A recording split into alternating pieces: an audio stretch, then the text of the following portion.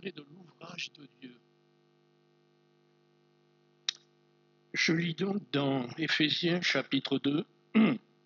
Est-ce que je parle assez fort là? C'est bon? Ah, un peu plus fort, il a dit. Hein? C'est possible, hein? C'est possible. On va essayer de mettre le curseur au bon endroit, ce qui n'est pas facile. Alors là-bas, ils vont régler quand c'est trop fort, hein, quand c'est pas assez fort, c'est bien. Excusez-moi. Oui. Jésus. Seigneur, nous sommes heureux d'être ensemble. D'être dans ce lieu, mais d'être ensemble aussi là-haut, dans les célestes, en Jésus-Christ. Seigneur, ce qui nous unit, c'est que les uns et les autres, nous sommes ton ouvrage. Merci pour ta parole au travers de laquelle tu nous parles, tu nous révèles. Tout ce dont nous avons besoin, c'est immense, c'est grand, il y a tellement de choses. Et c'est pour nous. Cette parole, elle est pour nous.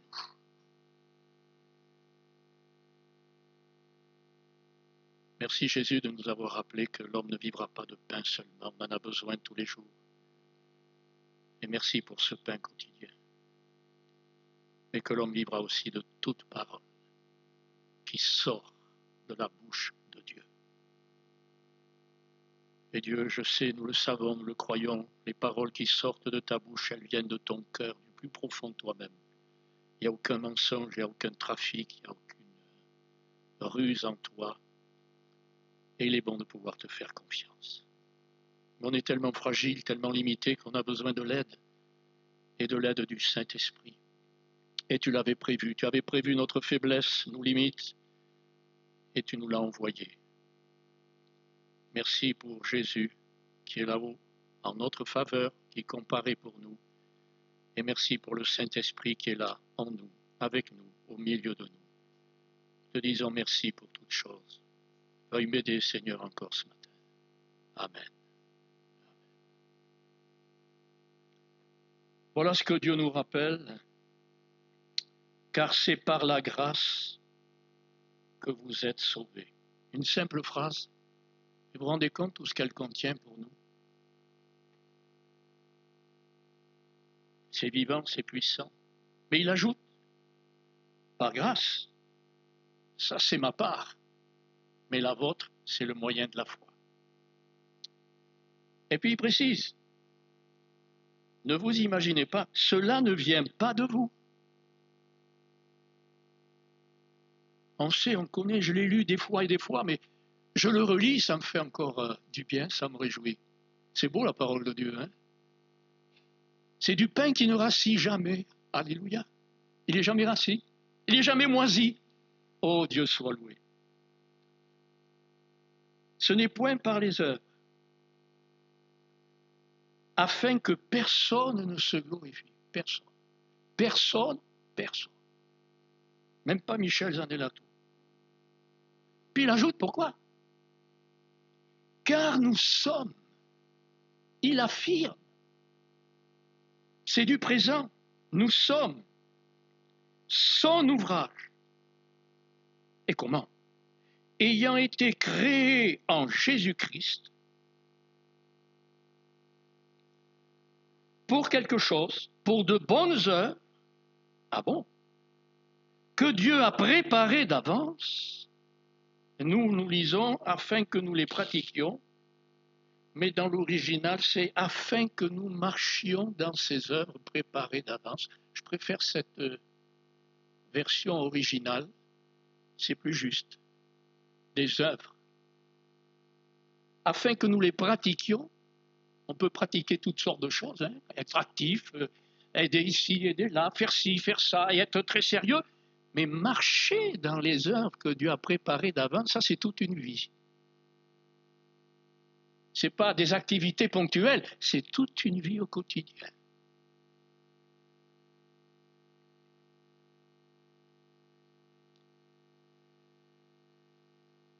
Nous sommes son ouvrage.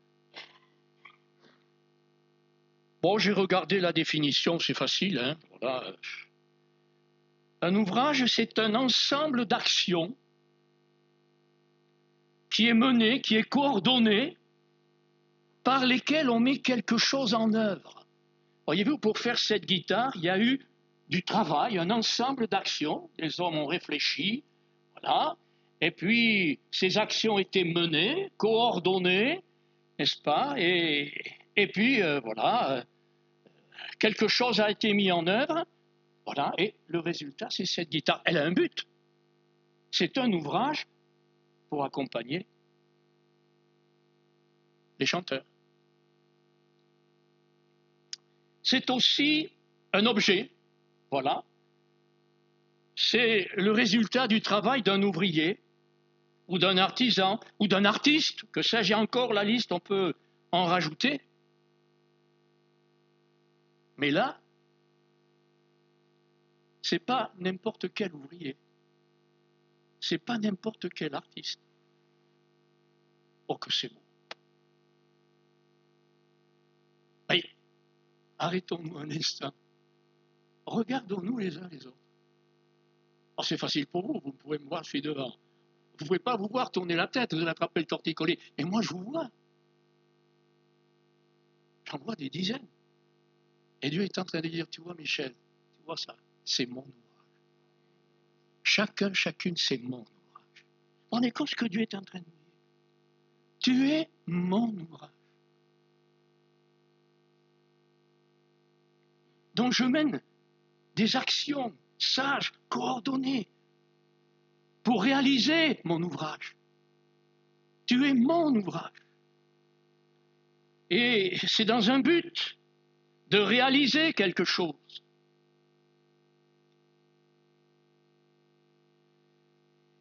De Dieu, nous sommes l'ouvrage.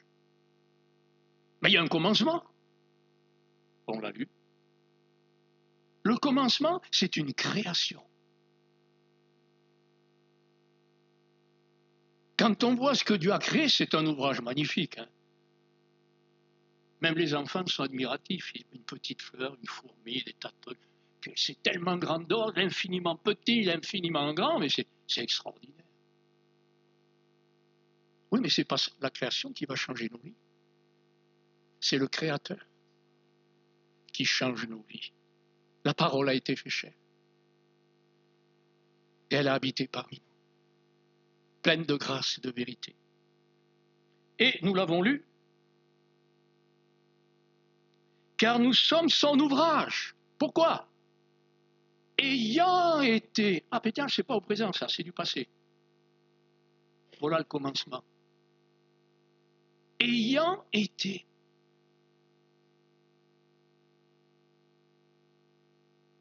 Ayant été créé en Jésus-Christ. Une création. Nous avons été créés en Jésus-Christ. C'est ce que Jésus disait à Nicodème. Il a parlé de nouvelle naissance. La nécessité d'être engendré d'en haut. C'est ça que l'évangile qui est prêché, que l'évangile qui est annoncé, que Dieu confirme, Dieu travaille avec eux, puisse produire des nouvelles naissances en quantité. Que dans ma famille, il y ait des nouvelles naissances. Les enfants, les parents, les cousins, les cousines. Frères et sœurs, ça vaut la peine de prier. Parce que Dieu est capable de le faire. Il l'a fait pour nous, il peut le faire pour les autres. Qu'il y ait des nouvelles naissances. Il est le créateur de toutes choses, de tout ce qui existe. Et par sa parole et par le Saint-Esprit, il a créé en nous un être nouveau. Et la vie éternelle, elle est en Jésus. Cet être nouveau, il a la vie éternelle. Et nous avons été engendrés dans. Et puis, dans cette lettre, l'apôtre Paul, dans ce même chapitre, avant de dire ce que nous venons de lire, a dit autre chose. Juste avant. Nous sommes son ouvrage. Et alors il se permet de dire, je vous rappelle ce que vous étiez. ce que vous étiez, regardez ce que Dieu a fait. Ah oui, c'est important. Et c'est son ouvrage, mais avec quoi? D'où il est parti? Qu'est-ce qu'il a pris pour faire son ouvrage? Des gens qui étaient morts dans leurs péchés, dans leurs offenses. Des gens qui marchaient selon le train de ce monde, c'est-à-dire en tournant le dos à Dieu avec fierté, se moquant de lui. C'est ça le monde. Et des gens qui marchaient selon le prince de la puissance de l'air qui domine dans le monde entier. C'est le prince, c'est le Dieu de ce siècle. Il nous tenait, il nous courbait. Nous n'avions pas la possibilité de vivre autrement. Nous marchions selon les désirs de notre chair. Vous vous rendez compte dans cette situation? Mais Dieu peut-il faire un ouvrage avec ça? Quel miracle!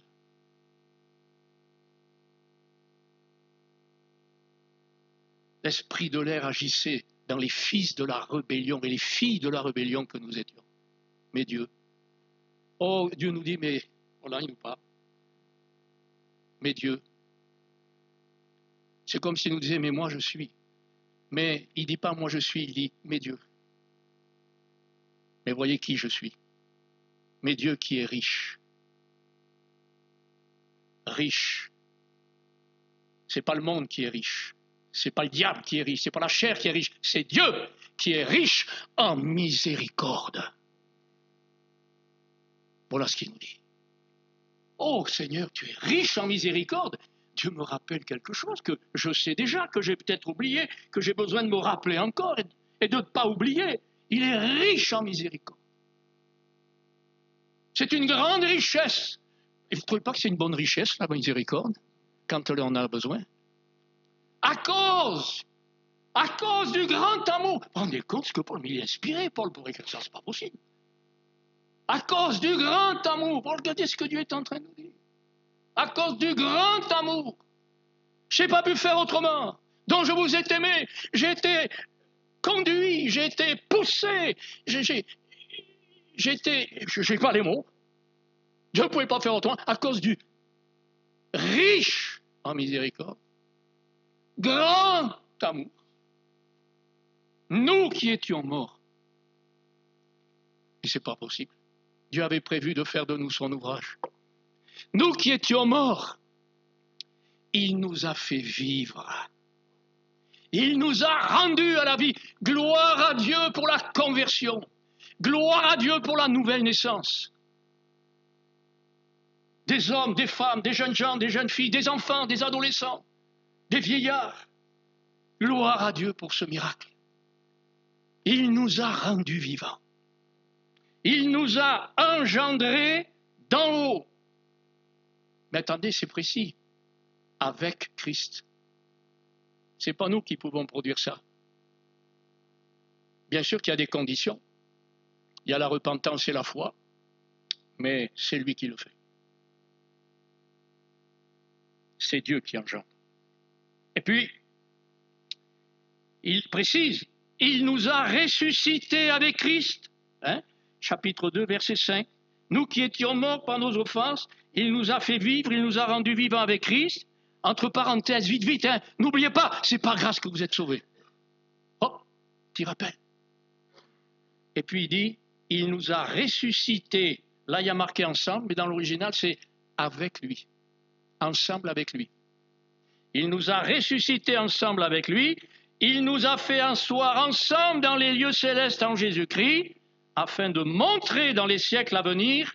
Oui, tu le montres au travers de l'Église. Oui, tu le montres au travers de chacune de nos vies. De montrer dans les siècles à venir l'infinie richesse de sa grâce, par sa bonté. Attendez, ça en fait des mots, ça. Mais la suite, envers nous. Envers nous, et plus précis, en Jésus-Christ. Seigneur, aide-moi à serrer ta parole et à bien saisir ces choses pour pouvoir m'installer et pour pouvoir le vivre. Dans la foi. Dans la foi. Et après, c'est par la grâce que vous êtes sauvés, on l'a vu. Vous vous rendez compte? Il faut que j'attende 50 ans de conversion pour savoir que je suis ressuscité avec Christ, que je suis assis avec lui dans les célestes. Quel ouvrage! Il est bien installé, l'ouvrage. Il est en Jésus-Christ. La foi en Jésus, c'est ça qui va nous tenir en Jésus-Christ. La parole de Dieu produit la foi. C'est ça qui va nous installer en lui. C'est important. La vie chrétienne, c'est une vie de foi. Nourrie, vivifiée, renouvelée par la parole de Dieu au quotidien. C'est pour ça que Jésus a dit surtout, surtout.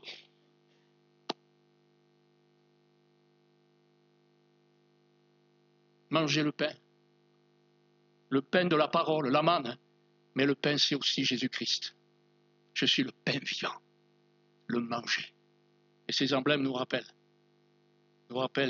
son sacrifice, mais nous rappellent aussi qu'il faut se nourrir de lui. Celui qui mange ma chair, celui qui boit mon sang, ça veut dire quelque chose. Nous avons été créés en Jésus-Christ, rendus vivants. Ce n'est pas notre vieille nature qui a été ressuscitée. Il a fallu que Dieu crée une nouvelle nature. Notre vieille nature, Dieu dit, elle est dans la mort, elle est ensevelie avec Christ, elle est dans la tombe. Dieu ne veut rien faire avec ma vieille nature. Est-ce que vous en êtes convaincus? C'est important. Dieu ne veut rien faire. Ce n'est pas son ouvrage. Ça, Dieu dit, j'en veux pas, et je veux rien faire avec ça. Sa place, c'est la mort de Christ. C'est le sépulcre. Ah ben c'est bien. C'est clair. Oui. Ben acceptons-le. Nous, des fois, moi je vous avoue, au début de ma conversion, j'essayais, moi, avec la chair, d'être agréable à Dieu, de produire à Dieu. Je ne comprenais pas. Alors, j'y arrivais pas. J'étais là devant un géant, n'est-ce pas, qui m'impressionnait. J'essayais d'attraper un bras, de lui tordre le bras, mais pensez donc, j'y arrivais pas, il était plus fort que moi. Et je culpabilisais, je remettais mon salut en cause. Quand j'ai réalisé l'identification à Christ, j'ai découvert l'horreur de ma nature. Mais je peux la découvrir tout en rendant grâce à Dieu. Vous voyez la différence? C'est important, cette doctrine. Ça vous permet de vivre la vie et la paix en Christ. D'avoir le comportement de l'esprit. C'est drôlement important. Et des fois, j'essayais de lui donner un grand coup dans l'estomac. Le géant, pouf, il était toujours là. Je pleurais, j'étais malheureux. Je culpabilisais. Puis petit à petit, j'ai compris, j'ai découvert. Maintenant, je vois, oh, la vieille nature, Michel. Ah, quelle horreur. Quelle horreur. Ça change. Ce verset dans Romains 12, après dire au revoir aux frères, un peu plus loin, il est dit que l'amour soit sans hypocrisie et sans feinte. Ça, c'est la vie nouvelle, c'est l'amour de Dieu. Mais il ajoute, fuyant avec horreur le mal. Vous voyez ce qui arrive là, tac, tac. Le fuir avec horreur. Je me disais des fois, Michel, tu n'as pas l'horreur du mal. Tu n'as pas assez l'horreur du mal. Si tu avais l'horreur du mal, tu fuirais. Si tu avais l'horreur du mal, tu t'en... Vous comprenez ce que je veux dire? Avoir quand on a l'horreur de quelque chose, on n'en mangera pas. Ah, ça pue. Ah, ça, sa présence, on a horreur. Que Dieu nous donne l'horreur du mal. Et il ajoute, ça c'est l'amour sans hypocrisie, l'horreur du mal, et s'attacher fortement au bien. C'est la vie nouvelle. Seigneur, aide-moi. J'ai besoin encore de mieux réaliser. J'ai encore besoin, mais ta parole est là pour m'aider à comprendre, à ouvrir les yeux. Oh, c'est merveilleux. Nous sommes son ouvrage. La chair voudrait encore, mais qu'on est né de nouveau, elle voudrait encore faire de nous son ouvrage. Des mauvaises pensées, des désirs, la colère, l'irritation, les convoitises. Ça n'arrête. Écoutez, ça n'arrête pas dans la journée. Hein. La peur, la crainte. Tout ce que vous voulez, hein, tout ce qui est mentionné dans l'Écriture et encore, tout ce que lui-même peut connaître et vivre dans sa vie personnelle. On n'a pas besoin de le raconter aux autres, hein, c'est pas la peine. Hein. On en a tellement honte des fois. Ben oui. Mais pourtant, c'est la vérité. cette doctrine-là me permet de découvrir qui je suis en réalité. Pas les autres, mais toi, ta corruption, la pourriture de ta chair, ce que tu es. Ça permet. Tout en restant dans la paix, parce que tu dis, ça c'est la vieille nature, Dieu tu me connais mieux que je me connais, ça je le rejette, je le renonce, mais je veux faire ta volonté. Et tu m'as créé et tu m'as ressuscité avec Christ, je suis assis avec Christ dans les célestes pour vivre Christ.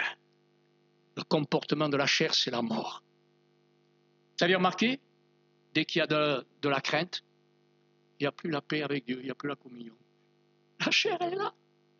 Et dès que une irritation, une simple irritation, il n'y a plus la communion. Attendez, des fois je suis en train de prier, ah Seigneur, oh qu'on est bien, tout d'un coup, TikTok, il y a TikTok, je ne fais pas de publicité, hein. TikTok. Quoique TikTok, je pourrais vous dire, ça fait partie de ça aussi, le TikTok. Hein. TikTok, j'y reviens. TikTok, voilà, ah là, tiens, il y a ça à faire. Presque j'irai dans ma chambre, presque j'irai au bureau, parce que là encore, ça me coupe. Vous savez, la chair, c'est très subtil. Hein. Vous allez dire, mais il n'y a qu'à vous, M. Nato, que ça arrive. Ça. Rassurez-moi, s'il vous plaît. Ne me faites pas plaisir. Hein. Ne le faites pas pour mon plaisir, mais par honnêteté. Est-ce qu'on ne se reconnaît pas tous dans ces choses? Oh, que Dieu soit béni. Quelle belle délivrance il nous a accordée en Christ. Mais il faut la saisir. Cette vérité, il faut la croire. Et plus je vais la croire, mieux je vais la vivre. Et je vais la croire, et plus je vais la croire, plus je vais être réjoui de le vivre. Parce que je vais en voir le résultat dans ma vie. La vie et la paix. Nous sommes son ouvrage. Frères et sœurs, Dieu a un modèle. Quand on fait un ouvrage, il faut un modèle, il faut savoir ce qu'on veut faire. Hein. Il sait ce qu'il veut. Hein. Vous voulez que je vous dise qui est le modèle? Michel Zanellato. Ils se mettent tous à rire, c'est pas vrai ça. Oh, je me suis trompé. C'est Fabrice le modèle, vous voyez? Ah, là, il rit moins, là. Hein. Oh, gloire à Dieu pour nous. Je n'avais même pas besoin de vous le dire. Vous savez que le modèle de Dieu, celui en qui Dieu a mis tout son plaisir quand il l'a vu vivre, la parole éternelle qui a été fait chair et homme, c'est ça le modèle. Seigneur. L'agneau, son vécu sur la terre, l'œuvre accomplie, dans la gloire, et il est le modèle. Moi, je dis merci Seigneur pour ce modèle. Ça m'intéresse, moi. Ah oui. Jésus, Dieu veut nous rendre conformes à lui. Il y a plein de versets qui nous le rappellent. Tiens, simplement, un verset Philippiens, chapitre 2. Après avoir dit des petites choses, oh ben attendez, ça vaut la peine. J'irai certainement pas au bout de ce que j'avais préparé parce que je vais moins vite que prévu. Je m'arrête sur certains points. D'ailleurs, ce verset lui-même, je ne pensais pas le lire, mais je pense que c'est intéressant. Écoutez, on ne pourra pas tout voir, mais on peut voir quand même certaines choses à ce sujet. Et au chapitre 2, et après avoir dit, nous exhortons tout homme et nous instruisons. Non, chapitre 2, c'est pas ça. Ah ben non, où est-ce que j'en suis là? Ah ben non, attendez, je suis dans Colossiens, non mais ça va pas. Il faudrait que je change de lunettes, il faut que je prenne rendez-vous avec l'opticien. Ah ben non, je me disais, attendez, je ne les retrouve plus là. Ah, voilà. Rendez ma joie parfaite. Oh, l'apôtre Paul, quel ministère, quel pasteur. Il dit, moi je voudrais que vous rendiez ma joie parfaite. En m'apportant des chocolats, en m'apportant des bonbons, en faisant ci, en faisant ça, en faisant ce que je veux, ce que je vous demande. Ben, des fois, c'est comme ça que nous on est des fois. Hein? J'exagère, hein? Mais oui, et oui. Et ça, il faut faire attention. Mais Dieu nous montre un exemple au travers de cet homme. Dieu l'a choisi. Et Dieu parle au travers de lui. Rendez ma joie parfaite. Comment? En ayant un même sentiment entre vous. En ayant un même amour.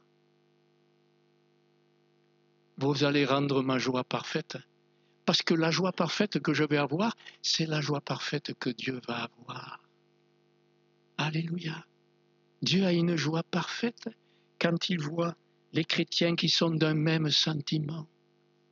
Et pourtant, ils sont différents. Et pourtant, l'ouvrage n'est pas encore fini, ils ne sont pas parfaits. Et pourtant, il y a encore la chair et ça pose des problèmes. Eh oui, oui, oui, oui, oui. Ayant un même amour, une même âme. Vous vous rendez compte si ça va profond? C'est pas un même sourire, c'est pas se taper sur les... C'est plus que ça, c'est au plus profond, être au plus profond. Une même âme, une même pensée. Vous vous rendez compte? L'ouvrage, le travail que Dieu doit faire pour arriver à ça. Alléluia. Et puis après il dit, ne faites rien par esprit de parti. Oh, que Dieu nous connaît. À faire ça, on est toujours prêt. Attends, quelles sont tes motivations? Ne faites rien. Il y a un esprit de parti. Tu veux te comparer, tu veux être meilleur, tu veux... Ne fais rien. C'est pas valable. Nous aussi, on est appelés à travailler à l'ouvrage de Dieu qui est l'Église. Dieu se sert de nous. Ce n'est pas mon sujet ce matin, mais juste une petite ouverture. Eh bien, ne faites rien si vous avez cet état d'esprit. Ne faites rien par esprit de parti. Ne faites rien par vaine gloire. Mais que l'humilité vous fasse regarder les autres. Seigneur. Moi qui suis plus grand que tout le monde avec Fabrice, ce n'est pas évident pour nous. Il faut qu'on regarde les autres plus grands que nous.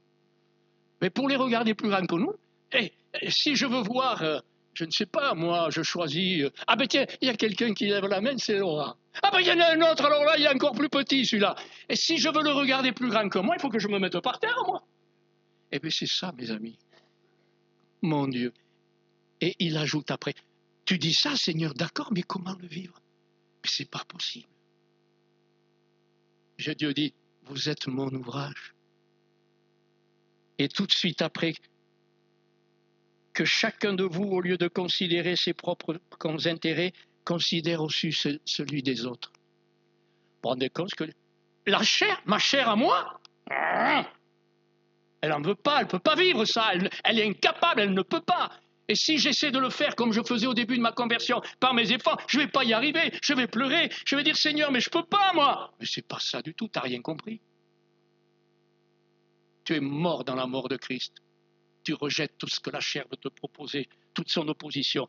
Et tout de suite après, il dit, ayez entre vous les sentiments, le comportement qui était en Jésus-Christ. Eh bien voilà.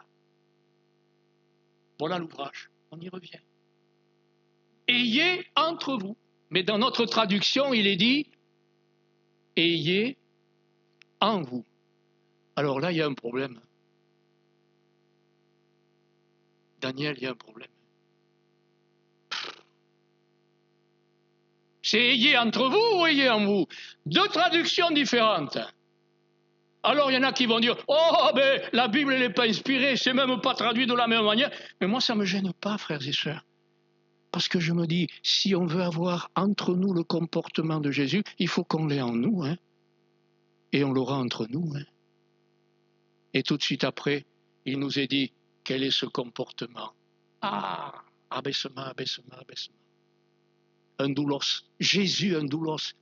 Jésus s'est abaissé au-dessous de nous. Quelle humilité! Dieu s'est abaissé.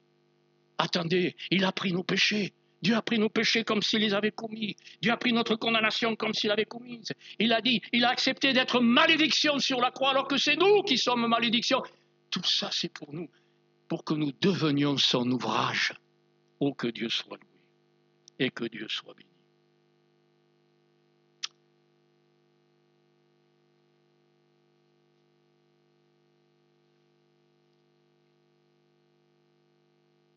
Alors bien sûr, vous l'avez compris, nous avons notre part là, dans cette affaire, vous l'avez déjà compris, hein, parce qu'il y a quand même des exhortations, je ne veux pas le développer. Mais par contre, rappelez quelque chose, c'est quand même une belle image et je pense qu'elle est utile. Dans Ésaïe, chapitre 53, à un moment donné, après avoir prophétisé, c'est magnifique, comment Dieu a prévu les choses, et avec tellement de détails sur la faible plante, homme de douleur, de souffrance, chargé, brisé pour nos péchés, nos iniquités, le châtiment, etc., etc. Et puis, à un moment donné, vers la fin, n'est-ce pas, après avoir parlé de Jésus, de son sacrifice, il est dit ceci, après cela, après ce tout accompli, alléluia, il verra. Oh, merci Seigneur, mais qu'il y en ait plus encore, une postérité nombreuse, de toute race, de toute langue, de toute nation, de tout peuple. Des Libournais, des Bordelais, et des Ambarésiens, et tout ce que vous voudrez. Alléluia, de toute race, que Dieu est grand. Une postérité nombreuse. Et l'œuvre de Dieu prospérera entre ses mains. L'Église, elle est entre ses mains. L'Église, c'est chacun de nous, on est entre ses mains. D'ailleurs, Jésus n'a pas oublié de le rappeler dans l'Évangile de Jean, chapitre 10, verset 28, il a dit à ses disciples, « Nul ne vous ravira de ma main. » Ravir, c'est enlever. C'est le voleur qui vient pour prendre possession. Mais nous sommes la possession, nous sommes son ouvrage. Nous sommes dans ses mains. Et Jésus a dit, nul, Dieu ne permettra pas que qui que ce soit, nul, personne ne vous ravisse, ne vous enlève. Pour faire quoi? Pour abuser de vous, pour vous profiter de vous. C'est ce qui se fait dans le monde. Hein. Vous avez remarqué, les enfants en profitent d'eux. Dans le commerce, dans tout ce que le monde présente. Les humains sont toujours en train de, n'est-ce pas, c'est dans la nature humaine, de désirer, utiliser les autres, profiter des autres, n'est-ce pas, si on peut piquer ci, piquer là, si on peut, avec des lois même, avec des lois, et tout. Ah, quelle différence. Jésus a pu dire, nul, personne ne vous ravira. Ésaïe a dit, l'œuvre de l'Éternel prospérera entre ses mains. Et Jésus a dit, celui qui est dans ma main, personne ne pourra l'enlever pour en faire autre chose. Alors, frères et sœurs, restons-y. Parce que nous, on peut partir. Je suis dans sa main, je peux mettre un pied de côté en disant, oh là là, pour aller où, pour faire quoi? Je me laisse prendre, je me laisse séduire, la chair? Hein? Non, reste. Tu es identifié à Jésus, tu peux rester dans sa main.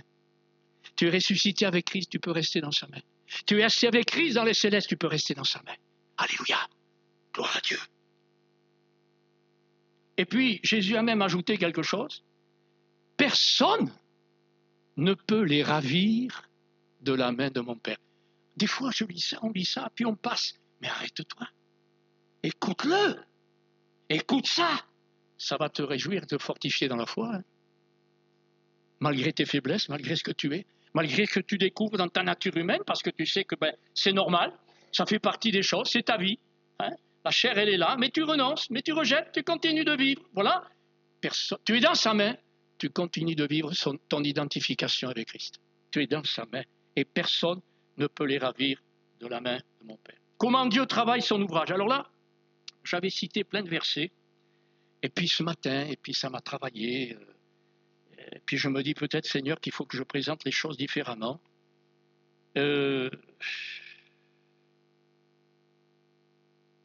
Pourtant, non. Excusez-moi, je suis en train de... Comment Dieu travaille-t-il son ouvrage?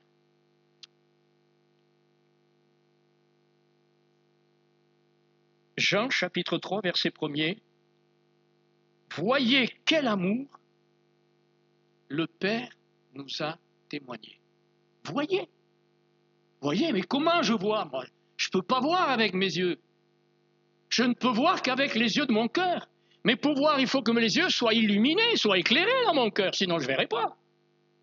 Un esprit de sagesse et de révélation dans sa connaissance, qu'il illumine les yeux de votre cœur, afin que vous sachiez, que vous puissiez voir. Ah, un peu plus fort, c'est ça? Je m'éloigne trop. Hein. C'est bon, rassurez-moi. Hein. Alors des fois, je parle trop fort, des fois pas assez fort. Vous voyez, c'est comme ça. Hein. Voyez, vous comprenez? Pourquoi? Voyez comment? Eh bien, regardez. Il vous appelle ses enfants. Là, vous voyez l'amour de Dieu. Le fait qu'il vous appelle ses enfants. Ah ben c'est gentil, il m'appelle. Mais le Saint-Esprit, il dit, non, non, mais c'est plus. Il vous appelle, mais vous l'êtes en réalité. Que cette parole rentre dans nos cœurs. Il y a tellement de paroles qui peuvent fortifier nos cœurs, fortifier notre foi et fortifier nos âmes. Et ce que nous serons, ah tiens, voilà l'ouvrage. Nous sommes ses enfants, nous sommes son ouvrage. Et ce que nous serons, qu'est-ce que l'ouvrage va devenir? Ça, c'est du futur. On voudrait déjà l'être aujourd'hui, hein? On voudrait déjà être arrivé, hein? Vous savez, quand quelqu'un fait un ouvrage, il voudrait déjà que ce soit fini. Mais attendez, il y a tout un travail, il y a toute une évolution, il faut du temps. Et ce que nous serons, c'est pas encore manifesté, mais Dieu le voit. Dieu l'a préparé, Dieu le sait. Ce que nous serons, c'est lorsque... Attendez. 1 Jean 3, je préfère le lire, parce que la parole est tellement précise. Alors, ce que nous serons n'a pas encore été manifesté. C'est clair, hein? Paul disait, j'ai pas encore atteint. L'ouvrage n'est pas fini. Mais des fois, on ne se rend pas compte. Et parce que l'ouvrage n'est pas fini et qu'on découvre, on panique, on dit, mais Seigneur, mais Dieu le sait que l'ouvrage n'est pas fini. Il est en train d'y travailler. Et il va encore y travailler. L'ouvrage n'est pas fini. Et il dit, ce que nous serons n'a pas encore été manifesté. Mais il est dit, nous savons. Dieu veut que je sache et que nous sachions. Quand je sais, eh bien, je sais. Quand je ne sais pas, ou quand j'hésite, quand je doute, je ne sais pas. Ce que nous savons. Quand on lit l'Écriture et que l'Esprit de Dieu révèle la parole, on peut dire, je sais. Comme ça a été rappelé ce matin, je sais en qui j'ai cru. Je sais. Je sais beaucoup de choses. Je sais. Mon cœur est convaincu. Et plus je sais, plus je suis dans le repos. Plus je sais, plus je suis dans la joie. Plus je sais, plus je vis Christ. Et il dit, nous savons que lorsqu'il paraîtra, le modèle, nous serons semblables à lui parce que nous le verrons tel qu'il est. Dieu, nous sommes son ouvrage, mais il sait qu'il va aller jusqu'au bout. C'est dans Philippiens qu'il est dit, c'est Paul qui dit, l'œuvre que Dieu a commencée en vous, il la rendra parfaite pour le jour de Christ. Ayons confiance, hein. Plus je découvre ma nature, plus je dis, mais Seigneur, quand je découvre ma nature, je m'aperçois que je ne fais pas de progrès. C'est toujours la même, hein. Toujours les mêmes pensées, toujours les mêmes désirs, ça changera, ça sera comme ça jusqu'au bout, hein. Les mêmes craintes, les mêmes raisonnements, la chair, ça sera comme ça jusqu'au bout. Mais je ne veux pas vivre avec ça, je veux vivre avec Christ. Et ça, c'est l'ouvrage de Dieu. Alors j'en arrive à mon image, voilà. J'ai eu une formation artistique, et je me suis donc retrouvé aux Beaux-Arts, et dans le sous-sol du bâtiment, il y avait un atelier. C'était un atelier de sculpture. Et quand nous rentrions, nous les élèves, dans cet atelier de sculpture, il y avait là, dans un coin, un grand bac énorme, qui devait faire 4 ou 5 mètres sur 2,50 mètres, rempli d'argile. C'était rempli d'argile. Et puis, à côté de ce bac, il y avait une pelle, et puis il y avait un arrosoir. Et quand on arrivait pour sculpter, pour faire un ouvrage. Et on avait un modèle. Et il fallait réaliser cet ouvrage au plus près du modèle. Et il fallait prendre l'argile qu'il y avait dans le bac, une masse informe, au départ. Pour arriver à faire un modèle, imaginez que ce soit, je sais pas moi, pardon? Ah, pas un monstre. Mais pas un monstre, parce que tu sais pourquoi pas un monstre? Parce que j'allais dire, le modèle, c'est la tête de... Oh, mais son prénom. Hein? Timéo! Allons, on va y arriver. Ça, c'est la vieillesse, vous voyez, la mémoire. Hein? Timéo! Eh bien, vous voyez, le modèle, c'est la tête de Timéo. Comprenez? Donc, c'est pas un monstre. Hein? Et puis, Jésus, c'est pas un monstre non plus. Hein? Ah non, non, Dieu, il n'a pas des monstres comme modèle. Dieu, il a Jésus comme modèle. Alléluia! Alors, comme c'est une image, voilà, dans la salle de sculpture, il y a Timéo, c'est le modèle. Alors, ça demande du temps, il faut qu'il soit sage, là, il faut qu'il attende et que nous, on va regarder le modèle. Alors, on regarde la terre qui est là et on regarde le modèle. Vous voyez pas la différence? Dur, hein? Eh bien, vous savez ce qu'on faisait? Cette terre qui était là, elle était sèche. On ne pouvait rien faire avec. On ne pouvait pas la prendre, les mains glissaient dessus, c'était dur. Elle était sèche, parce que l'argile, elle a besoin d'eau, d'humidité. Alors, si on avait pris l'arrosoir pour arroser comme ça ramollissait un peu la terre, mais ça ne suffisait pas. Il fallait aussi prendre la pelle, et en même temps qu'on mettait de l'eau, des coups de pelle, là, c'était dur, là. Alors la pelle, elle rentrait, ça faisait des blocs, et petit à petit, on malaxait l'argile pour la rendre comme une pâte malléable. Ce bac, c'est l'humanité dans son péché. Les cœurs sont endurcis. Dieu soit béni pour l'évangile. L'évangile, c'est la pelle et c'est l'arrosoir. Alléluia! La pelle de la vérité et l'arrosoir de la grâce. Alléluia! Il faut les deux. Si j'ai l'arrosoir et pas la pelle, ça ne suffit pas. Si j'ai la pelle, je ne vais même pas pouvoir entrer. La grâce et la vérité sont venues par Jésus-Christ. Amen. Ah, je vous garantis qu'on était là, et alors, et les coups. Ah, ça changeait, hein?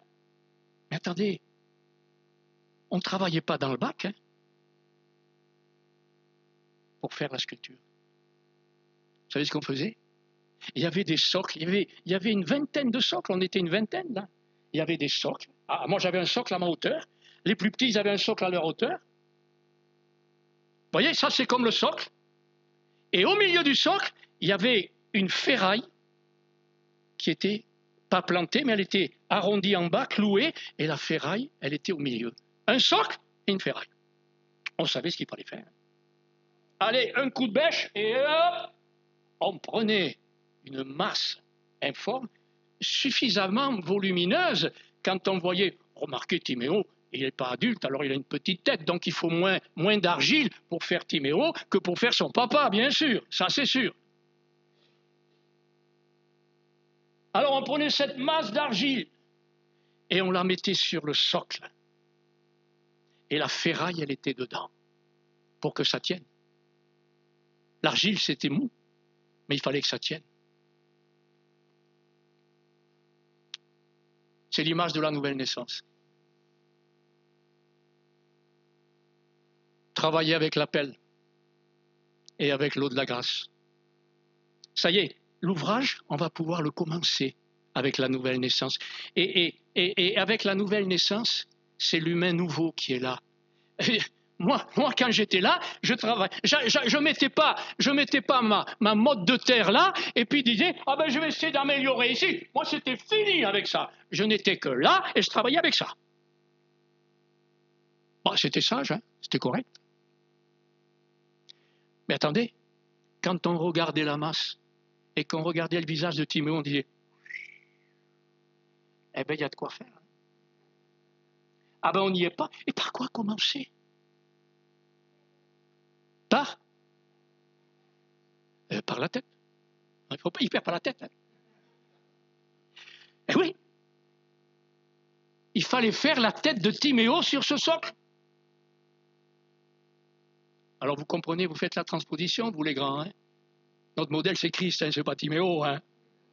Voilà, hein, on est avec un exemple terre à terre, mais on porte les regards sur le ciel, là-haut, hein, gloire à Dieu. Alors il y avait cette motte de terre, puis il y avait la ferraille là au milieu. Et cette ferraille, elle était nécessaire, sinon la motte de terre, elle bascule. Vous savez ce que c'était cette ferraille?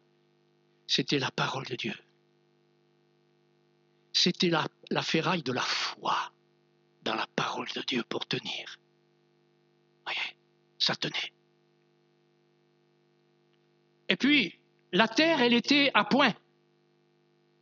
Il n'y avait plus besoin de la pelle. Et il n'y avait plus besoin d'arroser. Si j'avais arrosé, si j'avais pris la pelle, j'aurais tout cassé. Avec la pelle, je ne pouvais pas travailler. Mais j'avais d'autres outils. Ce socle, c'est le socle du salut. C'est notre assurance en Christ. La ferraille, je vous l'ai dit. Et l'argile. Alors, le socle, on ne le travaille pas. La ferraille, je ne la travaille pas. Je ne travaillais que l'argile. Et elle était à point. Je pouvais travailler. Et alors, j'avais des outils. Il y avait un outil, un tout petit, un petit manche de bois avec une petite ferraille. Ça s'appelait une mirette. Puis j'avais un autre outil, tout petit, et il était aplati au bout. Ça s'appelait une spatule. Alors j'avais des mirettes, j'en avais 7 ou 8 de différentes tailles. J'avais des spatules de différentes tailles. Je regardais mon modèle et je dis, mais par quoi je commence? Mais Dieu, il sait toujours par quoi il faut commencer, mes amis. Et moi, je le savais aussi. Au début, vous savez ce que je faisais? J'aurais été ridicule de prendre, vous voyez, une masse informe là. Je regarde Timothée, oh, il a des jolis yeux avec des sourcils. Oh, bien alors, j'avais commencé par faire un petit œil avec des sourcils. Qu'est-ce que vous en pensez, vous? Des fois, on voudrait que Dieu fasse comme ça. Tu devrais travailler les sourcils, Seigneur. Non, mais Dieu, il sait ce qu'il faut travailler. Vous savez ce qu'on faisait au début? On regardait. Des fois, on avait un compas. On avait un compas. Alors, le compas, j'allais vers Timéo, je mettais le compas là, tac, tac, oh, je prenais, vous savez, je prenais pas les mirettes et la spatule, je prenais, vous savez, comment on appelle ces outils avec une plaque de ferraille là que vous coupez comme ça. Ça y est, une truelle. Je cherchais le mot ce matin. Je prends une truelle, schlac, schlac, déjà ça je l'ai. Après je faisais comme ça, schlac, schlac, je suis déjà dans des bonnes dimensions. Vous voyez comment Dieu peut travailler?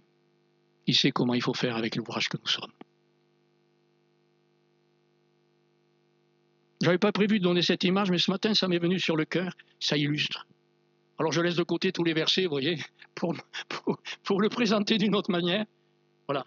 Donc c'est déjà pas mal. Puis après, le compas, tac, frères et sœurs, Dieu il a un compas, c'est sa parole. C'est une bêche, mais aussi sa parole. C'est aussi un niveau. Mais là, je n'avais pas besoin du niveau, moi. Mais j'avais besoin du compas. Alors, en définitive, la tête, elle était devenue un parallélogramme, hein, une espèce de rectangle. Voilà. Tac, tac. J'avais mis la tête au carré. Et alors après, le compas, hop, là, alors, avec la spatule, tac, je faisais un petit creux comme ça. Si vous aviez vu la tête au bout de quelques jours, c'était tac, tac, tac, tac. Enfin, c'était déjà mieux qu'au départ. Il me fallait du temps, vous savez. Alors là, je passe sur les détails. Mais il y a tout un travail qui se fait. Et ce qui se passait des fois, on arrivait et on voyait que la tête, elle avait penché. Mais si on laisse ça comme ça ne va pas. Je pouvais travailler avec une tête penchée, mais la tête de Timéo n'est pas penchée, elle est bien droite. Je ne veux pas faire une tête comme ça à Timéo, là. Droite. Vous savez ce qu'on faisait? On prenait une planche. Paf! Paf! On ne prenait pas la mirette. Hein. On ne prenait pas la spatule. On avait les outils. Dieu, il a les outils appropriés, frères et sœurs. Des fois, il faut qu'il nous redresse. Toute chose concourt au bien de ceux qui aiment Dieu. Dieu fait son ouvrage avec la parole, avec l'action du Saint-Esprit. Il fait son ouvrage avec la foi que nous avons dans le cœur. Il fait son ouvrage, n'est-ce pas? Il fait son ouvrage, mais des fois, il est obligé de prendre la planche, paf, parce que ça part de travers. Hein. Paf, paf. C'est pas encore redressé, alors paf, paf. Quand c'est redressé, il n'y a plus de paf. Et on va continuer là. Et je vous garantis que quand vous faites paf, paf, le travail que vous avez fait, il est tout biscornu. Il faut le reprendre. Ne trouvez pas que Dieu est sage. Ne trouvez pas que Dieu est bon. Quelle patience. Et des fois, il y a des pafs et on n'aime pas les pafs. Hein. Bon, c'est redressé, on va continuer le travail. Bon, mais attendez, il y a quelque chose que j'ai oublié. Mais nous, on le sait, nous, et Dieu, il le sait. C'est que, hein? Ah ben oui, mais attends, après, oula, l'oreille, ça va venir. Non, mais c'est bien. Il suit, hein, voyez, et même il me donne des conseils. Ça va être un artiste, hein, je vous le dis. Hein. Un sculpteur. Alors, ce que j'ai oublié, c'est que l'argile qui est là-dessus, eh bien, elle va avoir tendance à sécher. Et si elle est trop sèche, je ne pourrai plus la travailler. Alors quoi? Vous savez ce qu'on faisait? Qu'est-ce que vous auriez fait, vous? Qu'est-ce qu'il dit, Fabrice? Parce qu'il s'y connaît, attendez. Quoi? Qu'est-ce que tu aurais fait? Ah, pchit, pour mouiller. Non! Oh, ça c'est moderne, ça. Nous, c'était autre chose à l'époque, il y a 40 ans. Alors nous, on mettait des chiffons dans l'eau, et puis on mettait le chiffon dessus. Et pour pas que le chiffon sèche, on mettait un sac plastique dessus. Ni vu ni connu, on ne voyait plus rien. Et comme ça, on gardait l'humilité. Frères et sœurs, restons en Christ. Gardons l'humilité. Notre vie, elle est cachée avec Christ en Dieu. Et de temps en temps, j'enlevais le plastique. Pour travailler, il fallait que j'enlève le plastique, j'enlève les chiffons. Et la terre, elle était à point. Que Dieu soit béni. Fait du beau travail. Hein? Le Seigneur fait un beau travail. Nous sommes son ouvrage. Et nous, on ne le voit pas comme ça. Je ne sais pas ce que l'argile pouvait penser. Attendez, faites bien la différence. Une argile, c'est une argile. Elle ne réagit pas, elle n'ira pas, elle ne fera pas des grimaces. Mais nous, la chair, elle va réagir. Hein? Donc, il faut arriver à maintenir la ferraille. Hein? La foi et l'identification à Christ, hein, pour tenir là. Il faut maintenir. Hein? Très bien. Vous allez pouvoir vous lancer dans la sculpture après. Donc, les outils, on va arriver à l'oreille. Alors là, on prend la mirette et on enlève. Parce qu'il y en a de trop. Oups. Le nez, tout, petit à petit. Oh là, il en manque. Alors on en prend, on en met, et avec la spatule, on écrase. On prend les petits outils, on enlève, on met. Alléluia. Ce que la chair nous propose, on l'enlève. Ce que Dieu veut faire en nous, avec la spatule de la parole de Dieu, avec l'Esprit de Dieu, qui humidifie l'argile, eh bien, Dieu va rajouter, Dieu va faire. Et petit à petit, toute chose concourt au bien. Dieu se sert, je l'ai dit la parole, mais il se sert aussi de toutes les circonstances familiales, au travail, les circonstances sociales, relationnelles. Le monde dans lequel on est aujourd'hui, Dieu va s'en servir, que l'Église ne perde pas de vue sa mission. Tout est là. On va voter, ça sera ce que ça sera. Il y en a qui disent, moi je vote pour le moins pire. Ben oui, ils ont raison, parce qu'on ne sait pas trop. Bon voilà, qu'importe, moi je ne suis pas là pour influencer quoi que ce soit dans ce domaine, mais l'Église, elle a une mission. Quel que soit le monde, quel que soit l'environnement, quels que soient les gouvernements, notre mission, c'est d'évangéliser. Qu'il y en ait le plus grand nombre, que Dieu puisse arracher de ce bac et placer sur le socle de son salut. Amen. Pour commencer un ouvrage. Et pour ça, Dieu dit la prière. La prière. Parce que nous, on ne peut pas grand-chose, mais lui peut tout. Et il va susciter des ouvriers, et il va nous renouveler, et il va nous donner le désir et le feu. Le Saint-Esprit va agir, et c'est important ça. Voilà. Être son ouvrage, pour être en bénédiction à l'Église, aimez-vous les uns les autres, etc. Mais en même temps, en bénédiction pour le monde qui est perdu, avec l'action puissante du Saint-Esprit. Ça, c'est une parenthèse qui avait son importance aussi. Je le reconnais. Mais je n'ai pas fini mon ouvrage, hein, Timéo, c'est pas fini encore. Et ce chiffon, ça me parle du renouvellement. C'est important, l'ouvrage de Dieu a besoin d'être renouvelé, le renouvellement de l'intelligence, pour que sans cesse les choses restent fraîches. Je ne sais pas si vous avez remarqué, quand j'ouvre les yeux sur une vérité en lisant la Bible, oula, j'ai plein de trucs qui sont tombés là. Excusez-moi.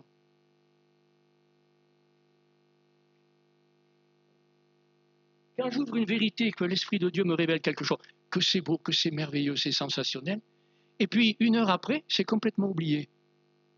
J'ai besoin d'être renouvelé. Je ne peux pas garder les choses, je ne peux pas. Mais elles me sont bénéfiques au moment et après. Donc il y a besoin sans cesse, dans les mêmes vérités, d'être renouvelé. Certains, ne connaissant pas ce renouvellement, ils cherchent des nouveautés. Ils veulent des choses étranges, super, magnifiques, qui flattent, enfin bref, voilà, qui en mettent plein la vue. Et c'est pas ça.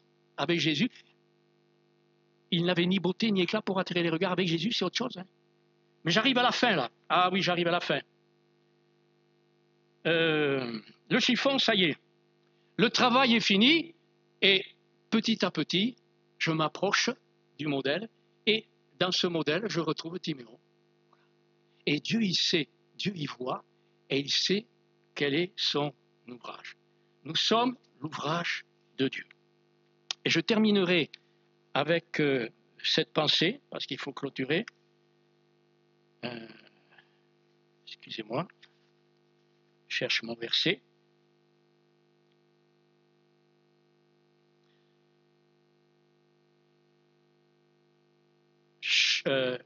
L'œuvre qu'il a commencée en chacun de nous, il la rendra parfaite pour le jour de sa venue.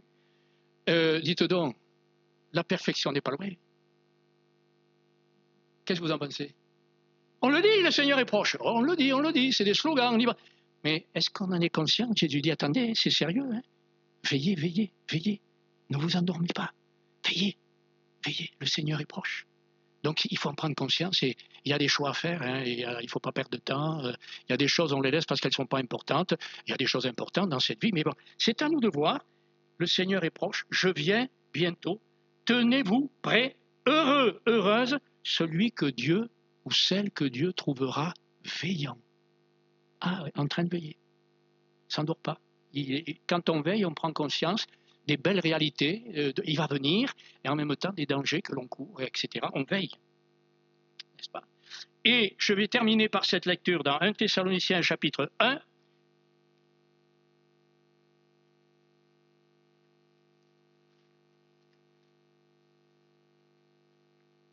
Un Thessaloniciens. C'est une vieille Bible, mes pages sont collées, vous voyez, alors c'est pas facile, il faut que je les décolle à chaque fois. Mais ça fait rien, moi je l'aime bien, je la connais, elle me connaît aussi, donc c'est bon. Ah voilà, 2 Thessaloniciens, pardon. 1, verset 6. Verset 7. Il est de la justice de Dieu. Il n'a pas dit l'amour, mais la justice. C'est juste. C'est juste. Il y a des fois c'est l'amour, des fois c'est la justice, mais l'amour et la justice ne se contredisent pas. Ça va ensemble, ça va de pair. La vérité, l'amour, la justice. Il n'y a pas d'amour sans vérité et justice. La vérité et la justice, pour qu'elles soient efficaces, il faut qu'il y ait l'amour. Là, ça a encore des choses à développer, mais c'est déjà quelque chose d'important. Car il est de la justice de Dieu, verset 7, de vous donner. De vous donner. Combien de fois Dieu donne? C'est écrit. De vous donner à vous qui êtes affligés par toutes sortes de choses. On est affligé. On a le droit d'être affligé. Hein? Et ceux qui sont affligés, Dieu leur donne. Oh, merci Seigneur. Tu pourrais les mépriser, tu es affligé, tu n'as rien compris, tu n'as pas la foi. Dieu dit, moi je vais te donner. Mon Dieu, que tu es bon. À vous qui êtes affligés, de vous donner du repos. Le repos de Dieu, c'est formidable. Du repos avec nous. Quand? Lorsque le Seigneur Jésus apparaîtra du ciel avec les anges de sa puissance. Il apparaîtra au milieu d'une flamme de feu. Il apparaîtra pour punir ceux qui ne connaissent pas Dieu, pour punir ceux qui n'obéissent pas à l'évangile de notre Seigneur Jésus. Et cela, ils auront pour châtiment une ruine éternelle. C'est terrible. Que l'Église prenne conscience. Que moi je dis l'Église, mais c'est moi qui voudrais prendre conscience. Ce qui m'entoure, une ruine éternelle, elle est là à la porte. Ils peuvent partir demain, ils partiront un jour. Une ruine éternelle. Loin de la face du Seigneur et loin de la gloire de sa force. Lorsqu'il viendra en ce jour-là. Ah, voilà. Eh bien, Jésus sera glorifié dans ses saints. C'est-à-dire que Dieu travaille. Nous sommes son ouvrage, et l'ouvrage que vous êtes chacun et que je suis, lorsque Christ apparaîtra, nous serons avec lui, puisqu'on aura été enlevé avant. On apparaîtra avec lui dans le ciel, dans la gloire. Il va venir pour punir, mais nous on sera avec lui. Et quand les gens le verront, ils verront aussi la sœur Untel, Timéo. Amen. Et chacun de nous. Et quand ils nous verront, il est écrit ceci, ils glorifieront Jésus et ils l'admireront. Comment? Dans la vie de tous ceux qui ont cru. C'est pas beau, frères et sœurs? C'est pas nous qui serons glorifiés. Quand on paraîtra avec lui, c'est lui qui sera glorifié et admiré. Mais c'est réjouissant, frères et sœurs. On ne va pas là-haut pour être glorifié, on va là-haut pour que lui soit glorifié.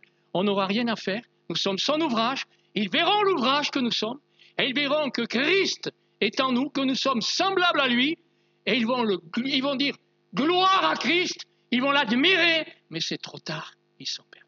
C'est terrible. Hein? Voilà ce que nous dit la parole de Dieu. Car notre témoignage auprès de vous a été cru. Il rappelle, vous avez cru, la foi, par grâce, que Dieu soit béni.